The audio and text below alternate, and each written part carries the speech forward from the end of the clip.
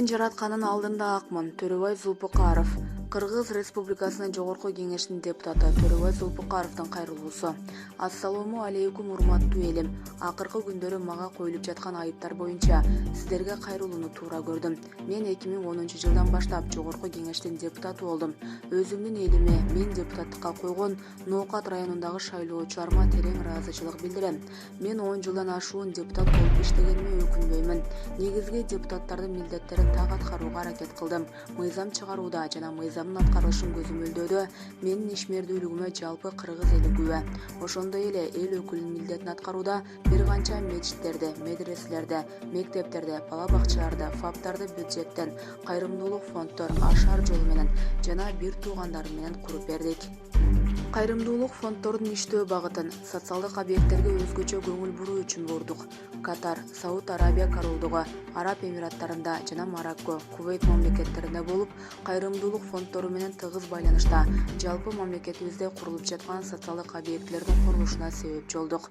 Бул жумуштардын баары элге жагынуу багытында эмес, жараткандын ыраазычылыгын издеп жасадык десем жаңылышпаймын.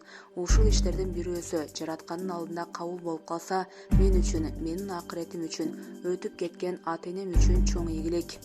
Мыйзам чыгарууда кээ бир тармактарга өзгөчө көңүл буруп, көп эле душман ашырыптырмын. Ар түрдүү коркутуу, социалдык тармактар аркылуу жалган жалалар дайыма мага карата катуу болду. Мен баарын Кудайга койдум. Башка саясатчыларга окшоп бир да журналистке жамандап, бирөөдөн заказ кылганым жок. Фейк аккаунт ачып, бирөөлөрдүн акылына кирген жок. Анткени акырет бар экенине ишенип, жараткандын каарынан корком. Бул дүйнө түбөлүктүү эмес экенине толук ишенем. Өзүмдүн баракчамда дайыма позитив маалыматтарга элге орун берем. Бирок акыркы мага коюлуп жаткан айыптарды карап туруп таң калдым. Кумтөр ишканасы боюнча бир да тиешем жок. Мен Кумтөрдө иштеген кызматкерлерди тааныбаймын. Кумтөр боюнча түзүлгөн депутаттык комиссиянын Жогорку Кеңеште каралып жаткан учурда бир да ооз, эки жана кагаз түрүндө сунуш бербептирмин. Эгер мыйзам иштесе, мага карата мындай чечим чыгышы мүмкүн эмес эле. Сабыр кылып, мыйзамдуу акыйкат чечим чыгышын күтүп туралы. Жалган жалаанын өмүрү кыска, аны баарыбыз түшүнүп турабыз.